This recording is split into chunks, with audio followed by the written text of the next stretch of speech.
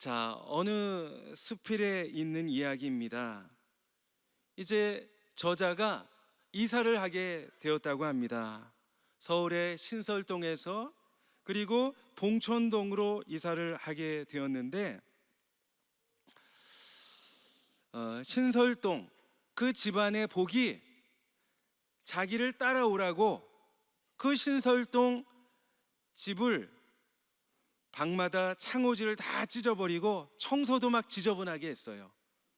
그래서 복이 그 집이 싫어서 자기를 따라오도록 그렇게 했었답니다. 아주 지저분하게 만들어 놓고 이사를 해서 이제 새로운 봉천동 집으로 도착을 했는데, 그런데 새로 이사 온 봉천동 집 문을 열어보니까, 그런데 이 집은 너무나도 깨끗한 거예요.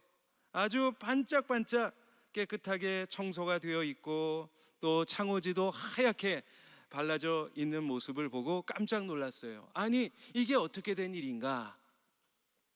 그런데 그때 벽에 붙어 있는 종이 한 장을 보게 되었습니다. 그 종이에는 이런 글이 적혀져 있었는데요. 이사하시느라 수고하셨습니다. 이 집에 오셔서 부디 행복하게 사세요. 방마다 연탄불을 피워 놓았습니다. 방 하나에 연탄 2장씩이면 온종일 따뜻합니다. 저는 다음 주소로 이사를 갑니다.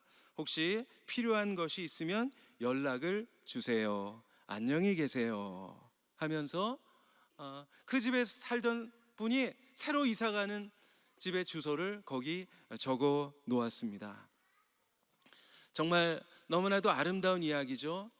이렇게 다른 사람들을 배려하고 그리고 축복하는 것만큼 세상에 아름다운 일도 없는 줄 믿습니다. 우리가 이 세상을 바라보면 이 세상에는 아주 다양한 사람들이 살아가고 있습니다. 강한 사람도 있지만 또 약한 사람도 있고, 그리고 부유한 사람도 있지만 그러나 가난한 사람도 있습니다.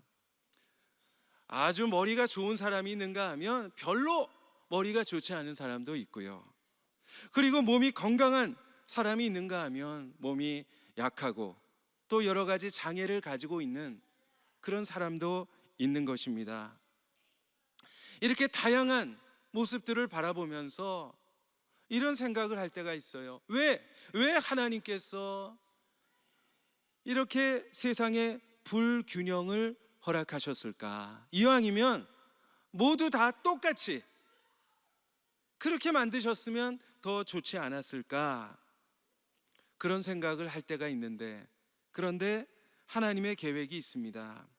하나님께서는 서로가 서로를 배려하면서 살기를 원하시는 것이에요.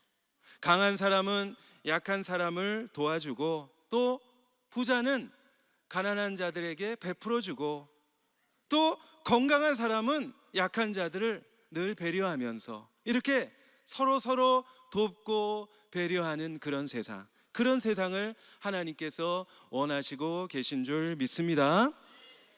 자, 오늘 말씀해 보니까 남을 배려하는 것이 무엇인가, 그것을 우리에게 보여주는 한 가지 이야기가 나오고 있는데, 자, 오늘 본문에 나오는 강한 사람은 누구입니까?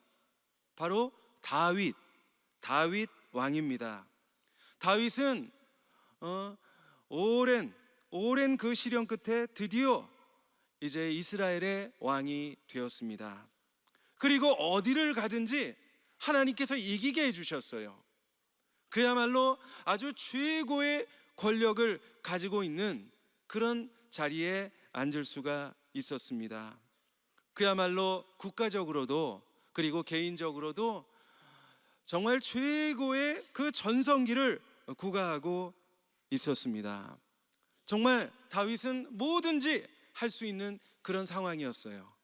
그런데 그때 무엇이든지 할 수 있는 그런 가운데 다윗은 무엇을 생각을 했을까요? 다윗은 약한 사람들을 생각을 했습니다. 연약한 사람들을 생각을 한 것입니다. 어느 날 신하들을 불러서 이야기합니다. 사울의 후손 중에 아직 살아남은 자가 있느냐? 아니, 왜 갑자기 다윗이 사울의 후손을 찾았을까요? 혹시 자기를 괴롭혔던 사울의 후손들을 보복하기 위해서 찾았을까요? 아니면 혹시라도 일어날 반역을 아주 철저히 막아야 되겠다, 그런 이유로 사울의 후손을 찾았을까요? 아닙니다. 오늘 1절 말씀에 보니까 내가 요나단으로 말미암아 그 사람에게 은총을 베풀리라. 내가 은총을 베풀리라. 약한 자들을 찾아서 바로 그들에게 은총을 베풀기 위해서 사울의 남은 후손을 찾았던 것입니다. 배려하기 위해서. 그런데 그 이유를 무엇이라고 이야기하고 있습니까? 요나단으로 말미암아. 요나단, 여러분, 요나단이 누구입니까? 요나단은 사울 왕의 아들입니다. 그리고 다윗이 10년 동안 사울 왕에게 미움을 받고 쫓겨다닐 때에 항상 다윗 곁에서 다윗에게 힘이 되어주고 늘 위로가 되어주었던 바로 다윗의 친구, 그가 요나단입니다. 요나단은 다윗을 사랑했어요. 어느 정도 사랑했는가 하면 성경에 보면 자기 생명과 같이, 자기 생명처럼 그를 사랑했다, 그렇게 말씀하고 있습니다. 그래서 자기의 겉옷을 벗어주었습니다. 그리고 군복도 주고 칼도 주고 활도 주고 모든 것을 아낌없이 베풀었습니다. 그리고 사울 왕이 다윗을 해치려고 할 때 여러 번 다윗의 생명을 구해준 은인입니다. 그리고 여러분, 다윗이 사울을 피해서 막 여기저기 피난 다닐 때, 가장 어려울 때, 가장 외로울 때 이 요나단이 다윗을 찾아갔어요. 그리고 다윗을 위로해 주었습니다. 다윗, 걱정하지 마. 우리 아버지가 너를 해칠 수가 없어. 하나님께서 반드시 너를 왕으로 삼아 주실 거야 하면서 그렇게 다윗을 격려해 주었습니다. 정말 무엇과도 바꿀 수 없는 사랑과 은혜를 입었습니다. 비록 요나단이 이미 세상을 떠났지만 그 요나단의 사랑을 기억하면서 그의 혈육에게라도 은총을 베풀기 위해서 그의 후손을 찾았던 것이죠. 이제 다윗의 명령을 받고 이제 신하들이 혹시 사울 왕의 후손 가운데 남은 자가 없는가 아주 열심히 찾아보았습니다. 그런데 남은 사람이 있었어요. 누구입니까? 바로 무비보셋. 이 무비보셋이라고 하는 사람은 사울 왕의 손주이고 그리고 요나단의 아들입니다. 그런데 이 무비보셋에게 어려움이 있었어요. 어떤 어려움이었나요? 바로 무비보셋은 장애인이었습니다. 두 다리를 사용할 수 없는 그런 장애인이었습니다. 자, 그런데 그가 장애인이 된 사연이 있어요. 아주 슬픈 사연이 있는데, 이제 전쟁에서 사울이 죽고 요나단이 죽고 급하게 피난을 떠나게 되었는데 그 어린 무비보셋을 돌보던 유모가 막 허둥대는 바람에 5살짜리 그 어린 무비보셋이 바닥에 떨어졌어요. 바닥에 떨어져서 다리가 부러졌는데 도저히 치료할 수 없는 상황이었어요. 그래서 그 상처를 그대로 두었습니다. 그러다가 안타깝게도 장애인이 된 것이었습니다. 그 후로도 이 무비보셋은 요단 동편 로드발이라고 하는 곳에 자기 신분을 감추고 조용히 숨어서 지내고 있었던 것입니다. 그런데 다윗의 배려가 없었다면, 다윗이 그에게 긍휼을 베풀지 않았다면 이 무비보셋 아마 평생 두려움 가운데서 절망 가운데서 살 수밖에 없는 그런 가련한 인생이었습니다. 그런데 다윗의 그 따뜻한 배려, 다윗의 그 사랑이 바로 그의 운명을 바꾸어 놓았습니다. 여러분, 다윗이 오늘 무비보셋에게 어떤 배려를 해 주었나요? 세 가지 배려를 해 주었는데, 오늘 7절 말씀해 보니까 첫 번째로 사울 왕의 밭, 사울 왕이 가지고 있던 그 밭을 다시 무비보셋에게 돌려주었습니다. 그리고 다윗과 함께 다른 왕자들과 더불어서 한 상에서 음식을 먹을 수 있도록 배려해 주었습니다. 뿐만 아니라 사울의 종이었던 시바에게 시종을 들게 해 주었어요. 자, 이렇게 여러 가지로 배려를 해 주었지만, 그런데 제가 가만 생각해 보니까 그렇게 대단한 배려는 아니었던 것 같아요. 왜냐하면 사울 왕의 밭을 돌려주고 또 그의 종을 돌려주는 것은, 그것은 어떻게 보면 당연한 일입니다. 왜냐하면 바로 사울 왕의 손자이기 때문에 그 할아버지의 것을 물려받는 것이 당연하지 않습니까? 그런가 하면 다윗과 한 상에서 먹을 수 있도록 배려해 주었다고 했는데, 한 상에서 먹었다고 하니까 그저 밥그릇 하나, 숟가락 젓가락 하나 그냥 올려놓으면 되는 거잖아요. 그렇게 제가 볼 때는 대단한 배려가 아니에요. 정말 작은 배려였지만, 그러나 오늘 무비보셋, 그 다윗의 따뜻한 배려 앞에 정말 눈물을 흘리며 감격하는 모습을 우리가 볼 수가 있습니다. 8절 말씀해 보니까 무비보셋이 이렇게 이야기합니다. 이 종이 무엇이기에 왕께서 죽은 개 같은 나를 돌아보시나이까? 아주 눈물을 흘리며 감격하는 오늘 무비보셋의 모습을 볼 수가 있습니다. 왜 그렇게 감격했을까요? 밭을 얻었기 때문에? 아니면 종들을 얻었기 때문에? 그게 아니죠. 아무도 지금까지 나를 알아주는 사람이 없었는데, 그 누구도 나를 찾는 사람이 없었는데 다윗이 자기를 알아주었던 거예요. 그리고 잃어버린 그 명예를 회복해 주었다는 그 사실이 너무나도 고마워서 눈물을 흘리면서 감격해 하고 있는 것입니다. 그렇습니다. 여러분, 다윗의 그 작은 배려가 일평생 두려움과 절망감 그리고 증오심 가운데 살 수밖에 없었던 한 불쌍한 인생을 완전히 뒤바꿨습니다. 정말 아름답고 행복한 인생으로 완전히 전환시켜 놓았던 것입니다. 여러분, 혹시 노란 리본이라는 이야기를 아십니까? 노란 리본. 이제 어떤 사람이 4년 동안 뉴욕의 교도소에서 수감 생활을 하게 되었다고 합니다. 이제 수감 생활을 마치고 집으로 돌아가는데, 이 사람의 이름은 빙고라는 이름을 가진 남자였습니다. 그런데 이 빙고는 이제 버스를 타고 집으로 돌아가는 길에 그 버스 안에 있는 승객들에게 자신의 이야기를 들려주었습니다. 나는 아내에게 이렇게 편지를 썼습니다.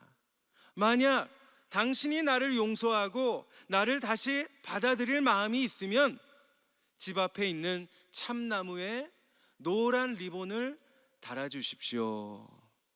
그렇게 편지를 썼는데, 그래서 만일 집 앞에 있는 나무에 노란 리본이 달려 있으면 나는 집에 들어갈 것이요, 만약 노란 리본이 없으면 나는 그냥 버스를 타고 어디론가 떠나가 버릴 것입니다. 그렇게 버스 안에 있는 승객들에게 이야기를 했다고 합니다. 이제 버스가 점점 그 빙고의 고향집에 다다르게 되었습니다. 빙고뿐만 아니라 그 버스 안에 있는 모든 사람들이 숨을 죽이면서 과연 이 사람 집 앞에 있는 나무에 노란 리본이 달려 있을 것인가 없을 것인가, 모두가 마음을 졸이면서 창문 밖을 내다 보았습니다. 드디어 이제 조금씩 그 빙고의 집이 보이기 시작합니다. 그리고 그 앞에 있는 나무도 점점 시야에 들어오기 시작했어요. 과연 그 나무에는 노란 리본이 달려 있었을까요? 달려 있지 않았을까요? 우리가 잘 아는 대로 노란 리본이 달려 있었습니다. 그런데 하나가 아니라 가지마다 수백 개의 노란 리본이 매달려서 바람에 나부끼고 있는 그런 모습을 보게 되었습니다. 그 모습을 보자마자 빙고뿐만 아니라 그 버스에 타고 있는 사람들이 박수를 치면서 막 환호성을 질렀습니다. 그리고 이 빙고라고 하는 남자는 콧노래를 부르면서 이제 자기 집을 향해서 달려갔다는 그런 이야기입니다. 여러분, 이 남편은 무엇보다도 아내의 용서가 필요했던 거예요. 아내의 용서가 없이는 도저히 집에 들어갈 용기가 나지 않았던 거예요. 아내가 나를 받아주지 않는다면, 아내가 나를 거부한다면 이제 더 이상 이 세상을 살아갈 수 있는 그런 용기가 도무지 나지 않았던 것입니다.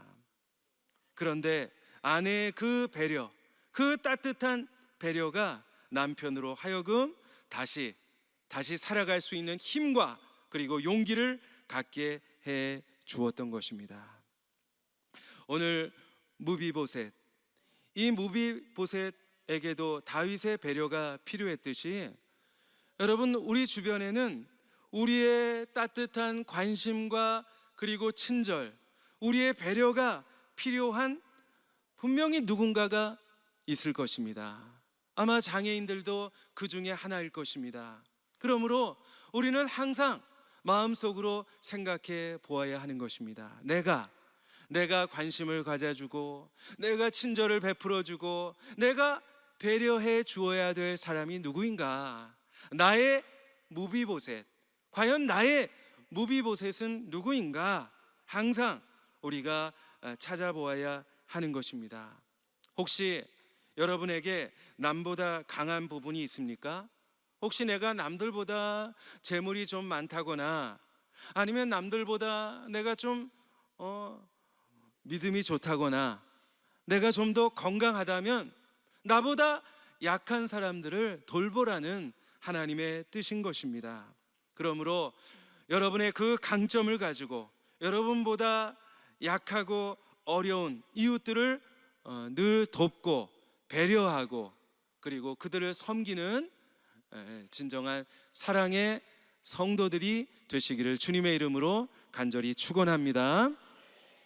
자, 그런데 어떻게 보면 무비보셋, 바로 우리가 하나님 앞에 무비보셋과 같은 사람들이었습니다.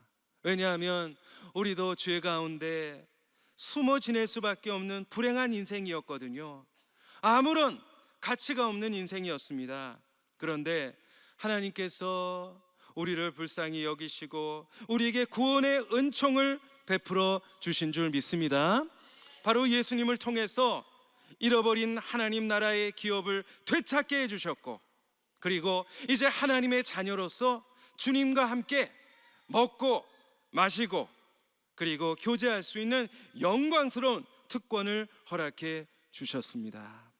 정말 주님을 모를 때는 너무나도 불행하고 너무나도 가련한 인생이었지만, 이제 내가 주님을 만나고 세상에서 가장 가치 있는 인생으로 변화된 것을 여러분 믿으시기를 바랍니다. 그러므로 우리 믿는 사람들의 마음속에는 항상 이런 고백이 있어야 합니다. 나의 나된 것은 하나님의 은혜로다. 우리 다 같이 한번 따라서 하겠습니다. 나의 나된 것은 오직 하나님의 은혜로다. 자, 우리 모두에게 이런 고백이 우리 안에 있기를 간절히 축원합니다. 정말 모든 것이 주님의 은혜라면은 우리가 용납하지 못할 사람이 어디 있겠습니까? 하나님의 사랑과 구속의 은총이 얼마나 큰 것인지 우리가 안다면 우리가 사랑하지 못할 사람이 어디 있고 우리가 불쌍히 여기지 못할 사람이 어디 있겠습니까? 로마서 1장 14절에 보면 사도 바울이 하나님의 은혜를 깨닫고 이렇게 고백을 했어요. 내가 헬라인에게나 유대인에게나 그리고 지혜 있는 자나 어리석은 자에게 내가 빚진 자로다. 내가 빚진 자로다. 그렇습니다. 하나님의 은혜를 깨닫고 나니 내가 빚진 자예요. 알고 보니까 내가 아주 어마어마한 빚을 지고 있는 사람이라는 사실을 깨닫게 되었습니다. 정말 내가 만나는 모든 사람들이 내가 사랑해야 될 사람이고 내가 은총을 베풀어야 될 사람이고 그리고 내가 축복해야 될 사람이라고 하는 것을 깨달았던 것입니다. 여러분, 오늘 다윗도 그 사실을 깨달았어요. 내가 빚진 자라고 하는 사실을 깨달은 것입니다. 내가 정말 수많은 고난과 역경을 이겨내고 이렇게 왕의 자리에 올라간 것, 이것이 하나님의 은혜로구나. 하나님의 은혜로구나. 그 사실을 깨닫고 내가 이 은혜를 어떻게 하면 갚을 수 있을까? 그것을 생각했습니다. 물론 사울의 후손, 자기를 그렇게 미워하고 그렇게 괴롭혔던 사울의 후손, 여러분, 다윗도 인간인데 왜 미운 마음이 없었겠습니까? 혹시라도 궁전으로 데리고 왔다가 그 사람이 반역을 일으키면 어떻게 하지? 그런 걱정되는 마음도 있었을 것입니다. 그러나 주님의 은혜를 생각하니 그 모든 것이 문제가 되지 않았어요. 그래서 오늘 무비보셋을 향하여 내가 하나님의 은총을 베풀고자 하노라. 내가 하나님의 은총을 너에게 베풀고자 하노라. 그렇게 고백을 했던 것입니다. 여러분, 우리는 은혜 받은 자입니다. 믿습니까? 우리는 은혜 받은 자입니다. 은혜 받은 자는 어떻게 살아가야 될까요? 은혜 받은 자는 은혜를 베풀며 살아가야 되는 거예요. 우리는 사랑받은 자인 줄 믿습니다. 하나님께 감당할 수 없는 사랑을 받았어요. 그러면 어떻게 살아가야 할까요? 당연히 사랑을 베풀며 살아가야 하는 것입니다. 우리는 용서받은 자입니다. 이제 우리는 남을 용서하며 살아가야만 하는 것입니다. 여러분, 헨리 나우엔이라고 하는 아주 유명한 영성학자가 계십니다.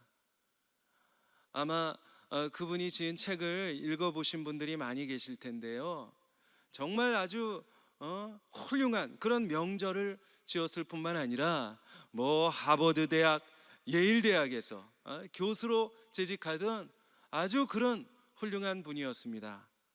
그런데 어느 날 그렇게 남들이 부러워하던 하버드 대학 그리고 예일 대학 교수직을 다 내려놓고 저 캐나다 토론토 근처에 라르시 공동체라고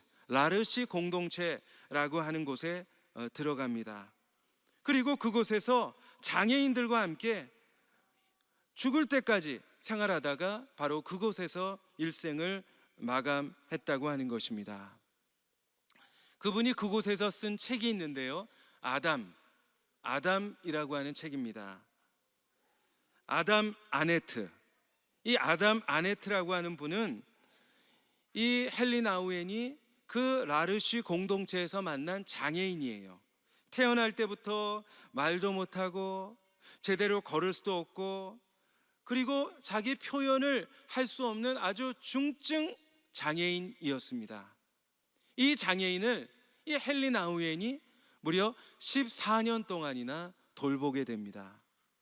그를 돌보면서 자기가 경험한 이야기들을 그 아담이라고 하는 책에 적었는데요, 그 책에 보면 이런 내용이 있습니다.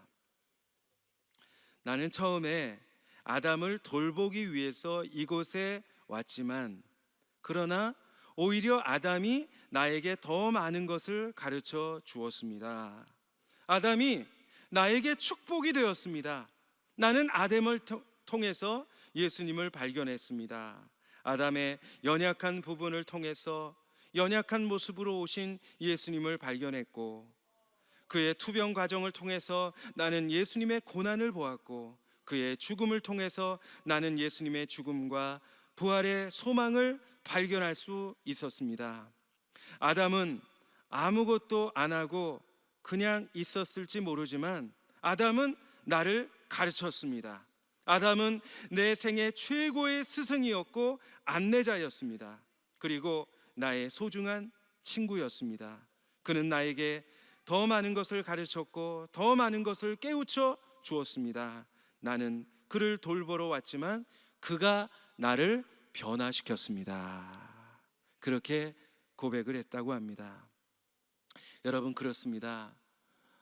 여러분, 장애인들 오늘 이제 헌신 예배를 드리고 있는데, 장애인들은 그저 우리가 동정하고 우리가 도와주어야 할 그런 존재만은 아닙니다. 우리가 그들을 통해서 많은 것을 배울 수 있고요, 우리가 그들을 통해서 하나님의 축복을 경험할 수가 있고요, 우리가 그들을 통해서 변화될 수 있다고 하는 것입니다. 여러분, 예수님께서 지극히 작은 자 하나에게 한 것이 곧 나에게 한 것이고, 지극히 작은 자 하나에게 하지 않은 것이 곧 나에게 하지 않은 것이다, 그렇게 말씀을 하셨습니다. 여러분, 연약한 장애인들을 섬기는 것이 곧 주님을 섬기는 것이라는 그 사실을 우리가 기억을 하면서, 바로 우리 장애우들은 우리 주님께서 우리를 가르치시기 위해서 우리에게 보내주신 우리의 스승이다 라는 사실을 우리가 깨닫고, 단순히 동정하고 돕는 차원을 넘어서서 여러분, 정말 그들이 우리의 귀한 스승이 되고 우리의 안내자가 될 수 있도록, 여러분, 그 사실을 기억하면서 앞으로도 우리 장애인들 그리고 약하고 소외된 모든 이웃들을 더욱더 사랑하고 더욱더 힘껏 섬기는 우리 안산제일교회 우리 모든 성도님들과 그리고 우리 사랑사역위원회가 되시기를 주님의 이름으로 간절히 축원합니다. 기도하겠습니다. 하나님 아버지, 무비보셋과 같이 죽을 수밖에 없었던 우리에게 긍휼을 베풀어 주시고 은혜를 허락하심을 감사합니다. 하나님, 갚을 수 없는 그 놀라운 은혜를 저희들 기억하면서 이웃을 더 잘 섬기고 더 배려하는 삶을 살게 하여 주시옵소서. 혹시 장애를 가지고 낙심해 있는 우리 교우들 있지 않습니까? 그렇다면 주님께서 이 시간 찾아오셔서 저들을 위로하여 주시고 저들에게 살아갈 수 있는 용기를 허락하여 주시옵소서. 우리의 장애도 크지만 그러나 장애보다 하나님의 은혜가 더 큰 것을 기억하면서 믿음으로 모든 어려움을 다 이겨내고 승리하는 우리 모든 장애우들 다 되게 하여 주시옵소서. 감사드리며 모든 말씀 예수님 이름으로 기도하옵나이다. 아멘.